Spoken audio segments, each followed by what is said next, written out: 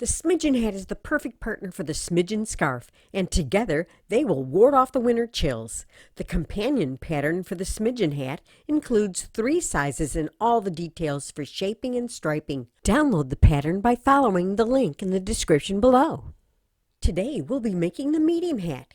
You will need 3 solid colors plus the smidgen yarn and an H crochet hook. How to make the smidgen yarn is covered in my video, How to Crochet the Smidgeon Scarf. It's fun and easy to do, and the kids just love it. Start with smidgen yarn and form a slip knot. Then chain 41.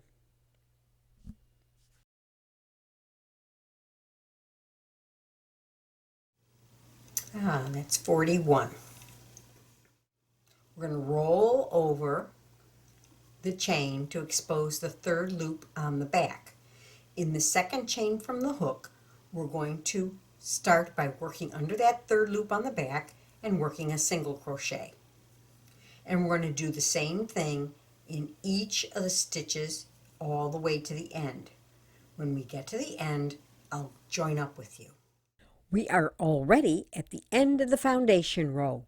A lot happens at this point. First, it's time to change the color.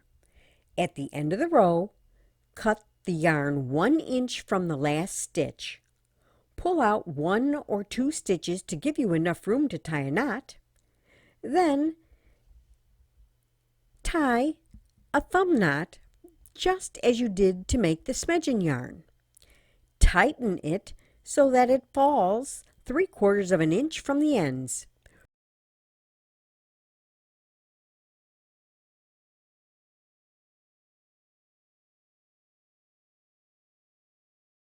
Rework the last stitches that you removed and then chain 1 and turn. The knot is right at the edge.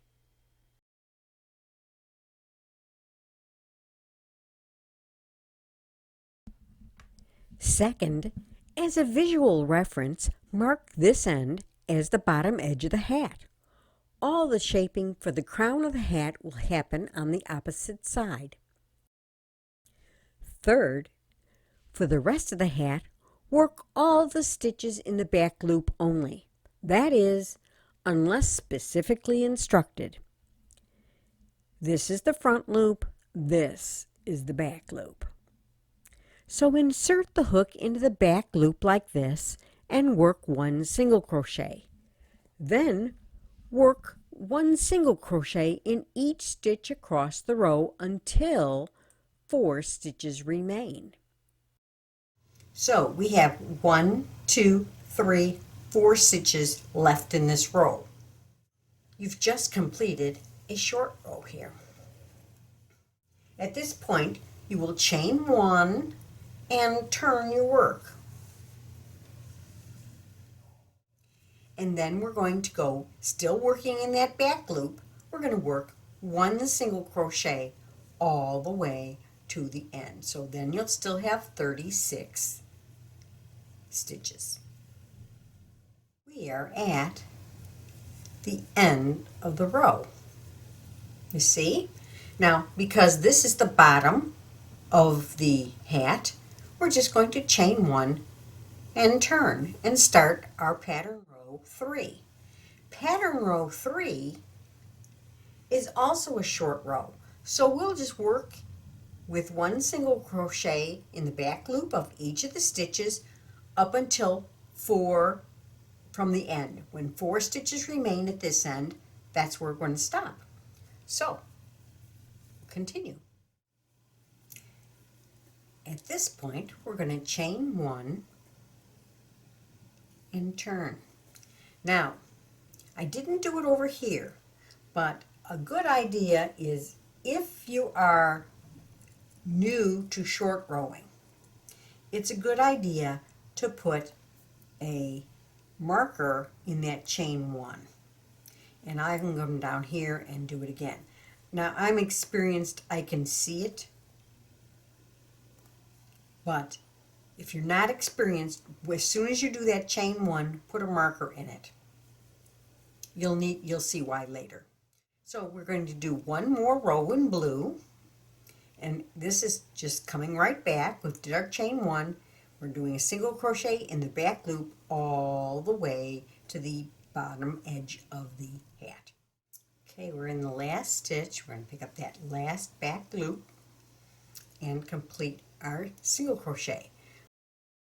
Let's take a look. See how these have caused ridges? It also causes it to be stretchy.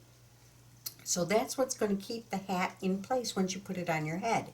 But we finished 4 rows because every one of these ridges represents 2 rows. Now we're not counting this first row because that was our foundation row. We're only coloring and starting our color changes at this point. So we have 2 rows, 4 rows, time to change color. We will work from the bottom edge all the way to here. Come down this little step and then this step and continue to the end. So on this row we will have 40 stitches. Everything here is worked the same, so I'll meet up with you then. Now we are 1 stitch before the step. Insert the hook in the back loop of this stitch and pull up a loop, but we're not going to complete the single crochet. Instead, insert the hook in the stitch with the marker. If you didn't use a marker, it's the stitch at the side of the step. Pull up a loop. There are now 3 loops on the hook. Yarn over and pull through all 3 loops. We've just made 1 single crochet 2 together, with the first leg in the stitch before the step and the second leg in the chain 1 on the side of the step. Now insert the hook in the stitch with the marker again and pull up a loop, and then into the back loop of the next stitch 1 step lower and pull up a loop. Yarn over and pull through all 3 loops on the hook.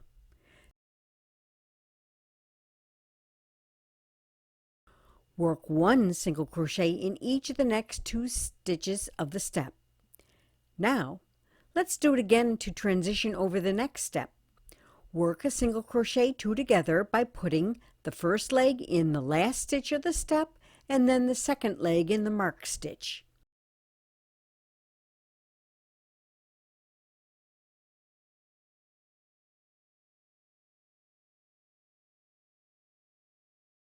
Then another single crochet together with the first leg in the marked stitch and the second in the first stitch of the next step.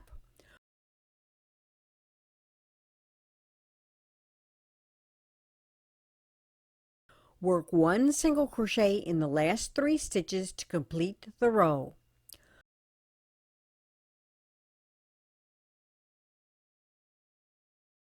Look how smooth that transition is.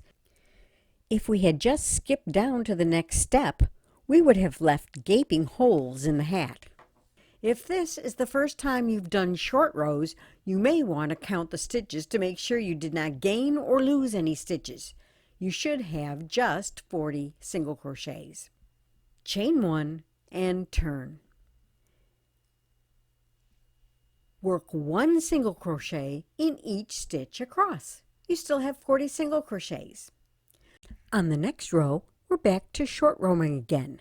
This is pattern row 1. We will be repeating pattern rows 1 through 6 and at the same time alternating 4-row solid stripes with 5-row smidgen stripes.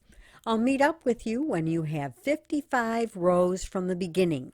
That's 54 pattern rows and 1 foundation row. We've just finished this row. So now we're going to turn our work and we are going to fold. So if this is the direction we're going to go with this row down to here, we're going to align it with the last row. And that's why I said you do the first row of smidgen at the beginning, because it's a full row all the way to the end. And the last row, the 4th row of the smidgen here, is also a full row. And that's where we add in, or we do the transitions over the steps. So this makes it really easy to join, and I'm going to show you a really easy join for ribbing. So As the piece is facing us, we are still going to insert our hook under the back loop of the working part. Then we're going to go over to the part that we're going to join, and as it's facing us, we are going to go into the back loop also. Tuck any little ends down from the smidgen yarn down below, and we are going to do a slip stitch. Don't do it too tight. You kind of have to get the feel for that. Okay? And this makes it really easy. So we're going to go to the next stitch, the back loop, and the back loop on this side. And I'll show you in just a minute what that looks like. Okay, tuck those ends into the other side, and we're going to get right into that little last stitch. All right, so now we're going to cut our yarn just enough so that I can tie it. I'm going to pull it through, and just like everywhere else, we're just knotting it at the end. That's it. There is no finishing on this and trim it to about 3/4 of an inch, but I'm going to give it one more knot